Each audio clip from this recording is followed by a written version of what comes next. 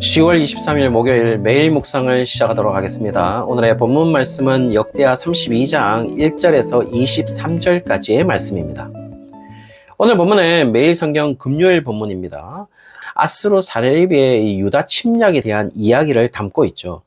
오늘 본문은 상당히 논란의 여지가 있는 사건이라고 할 수 있을 것 같습니다. 왜냐하면 오늘 본문은 열왕기하 18장에도 기록되어 있거든요. 그런데 열왕기하 18장 13절부터 기록되고 있는 아수르 사네립의 유다 침략에 대해서 히스기야의 최초 대처는 열왕기하 18장 14절에 보시면 아수르 왕이 상당한 재물을 요구했고, 이에 15절에서 16절까지 보시면 히스기야는 여호와의 성전과 왕궁의 곳간에 있는 금과 은을 아수르 왕에게 주는 장면을 기록하고 있어요. 그러나 이 부분을 오늘 본문에서는 기록하고 있지 않다라는 것입니다. 이 부분을 기록하고 있지 않다고 해서 역대하 32장인 오늘 본문과 모순된다라고 말할 수는 없을 것 같아요. 열왕기하 18장에는 사네립의 1차 침략만을 기록하고 있는 것은 아니에요.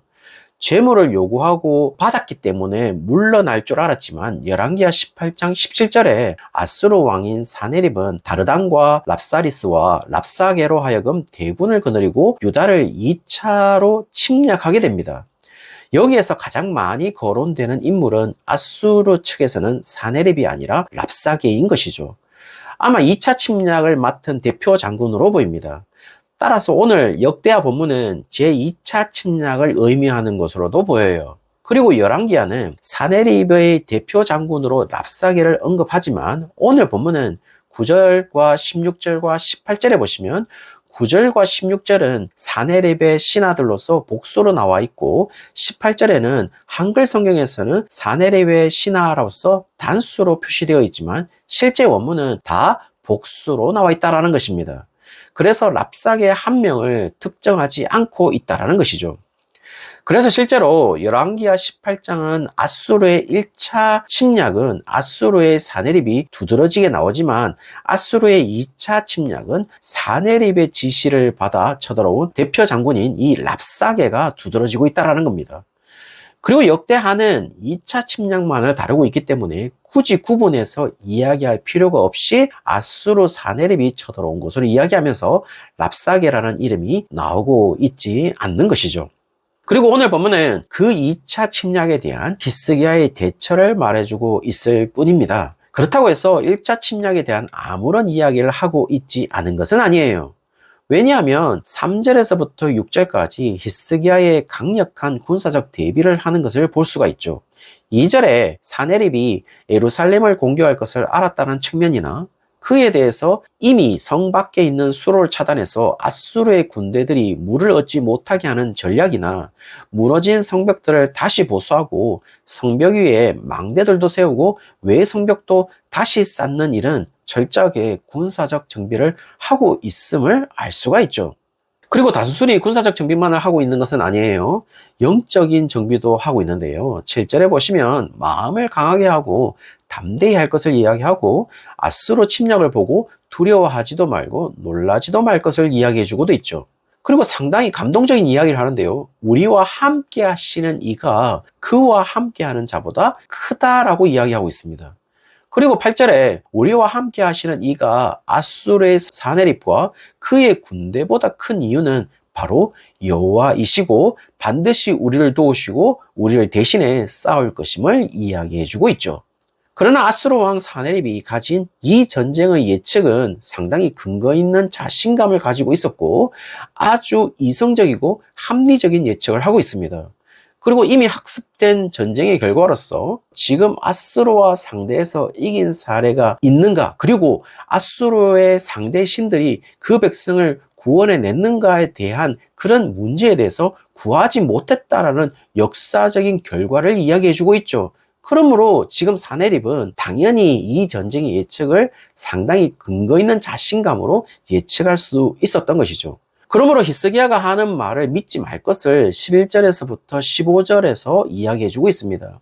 이 이야기를 사네립이 편지로서 유다 백성들에게 전달하는데요. 11절에서부터 15절에 했던 이야기를 다시 반복하면서 17절에 아수르가 점령한 국가들의 신들이 그 나라의 백성들을 구원하지 못했듯이 히스기야의 신들도 그의 백성을 아수르 사네립으로부터 구원해내지 못할 것이라고 조롱하면서 비방을 합니다. 어쩌면 그들의 전략이 맞습니다. 상당히 합리적인 군사적인 전략으로서 심리전을 활용하고 있다는 사실도 볼 수가 있죠.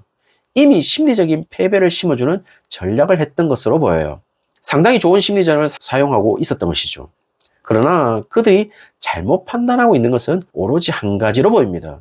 그것은 다름 아닌 유다를 보호하고 있는 하나님의 존재임을 알 수가 있는데요. 하나님에 대해서 19절에 여호와 하나님을 사람의 손으로 지은 세상 사람의 신들처럼 여겼던 것으로 보입니다.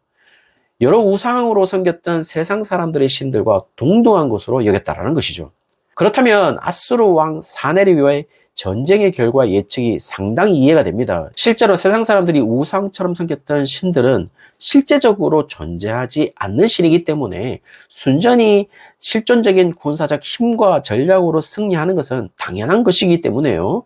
아수르의 승리는 상당히 합리적이고 당연한 결과처럼 보입니다. 그러나 이제 하나님의 존재에 대한 그들의 해석이 잘못되었다는 것을 이제부터 알려주는데요. 20절에 히스기야 왕과 아모스의 아들 선지자 이사야와 더불어 하늘을 향하여 부르짖어 기도한다라고 이야기하고 있어요. 그러나 단순히 기도한다는 것을 알려주고 있는 것은 아니에요. 아수르 왕 사네립은 여호와 하나님을 사람의 손으로 지은 세상 사람들의 신들로 우상의 하나로 여겼지만 그 말은 실제로 존재하지 않을 수도 있는 그런 신으로 간주했지만 지금 히스기야와 선지자 이사야의 기도는 실제로 존재함을 확신하는 믿음을 가지고 오직 유일하신 신으로서 여호와 하나님께 기도하고 있음을 알 수가 있죠. 결국 하나님의 존재와 정체성에 대한 해석의 차이가 가져온 결과는 무엇이었을까요? 21절에 보시면 여호와께서 한 천사를 보내어 아수르 왕의 진영을 초토화시킵니다. 아수르 왕은 수치스럽게 돌아갔고 그의 아들들이 그를 칼로 죽이는 반란이 일어난 것처럼 이야기해주고 있어요. 이 이야기를 열왕기하 19장 36절에서 37절에서 기록하고 있는데요. 36절에 보시면 아수르 왕 사네립이 떠나 돌아가서 니느웨에 거주하더니 37절에는요. 그가 그의 신 니스로그의 신전에서 경배할 때에 아드람멜렉과 사라셀이 그를 칼로 쳐 죽이고 아라랏 땅으로 그들이 도망하며 그 아들 에살핫돈이 대신하여 왕이 되니라 라고 기록하고 있어요. 22절에서부터 23절에 이 모든 일이 가능한 이유를 설명하고 있는데요. 그것은 여호와께서 모든 적국의 손에서 구원하여 내셨다는 사실도 이야기해주고 있습니다. 여기서 주인공은요, 당연히 그 누구도 아니죠.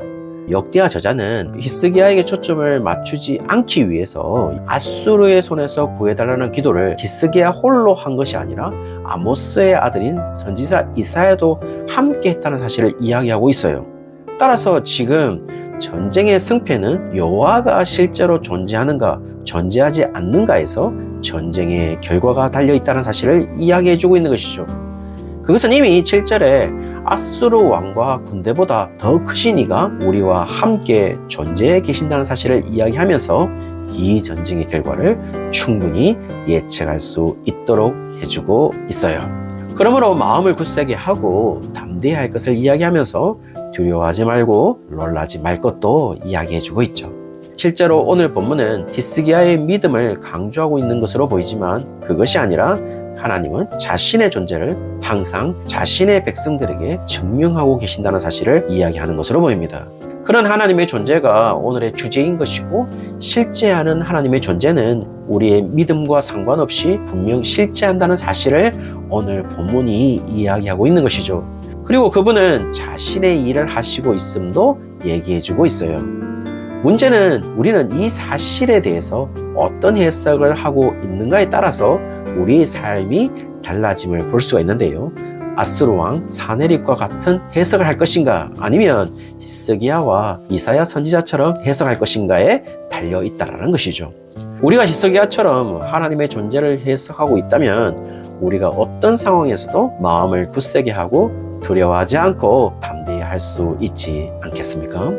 한 가지 이야기를 해드릴까 하는데요. 1940년대에 루마니아가 공산주의에 의해서 점령을 당해서 교회가 핍박을 했을 때요, 리차드 범브란트 목사님이 성경에서 두려워 말라라는 구절이 365번이 나타난다고 이야기하면서 감옥에 갇혀 있으면서 자신에게 주신 하나님의 말씀은 1년 365일 매일 두려워하지 말라는 깨달음을 주셨다라고 이야기하고 있어요.